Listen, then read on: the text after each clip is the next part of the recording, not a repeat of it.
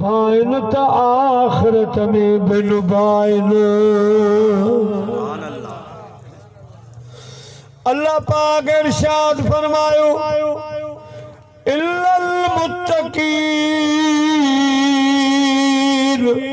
जे एड़ियूं यारियूं एड़ियूं दोस्तियूं चाहियो था त पोइ मुंहिंजा जेके परहेज़गार बाना आहिनि, तकवा वारा बाना आहिनि, मुंहिंजा वली बाना आहिनि, उन्हनि सां संगत रखो, उन्हनि सां दोस्ती रखो, उन्हनि सां निस्बतूं जोड़ियो।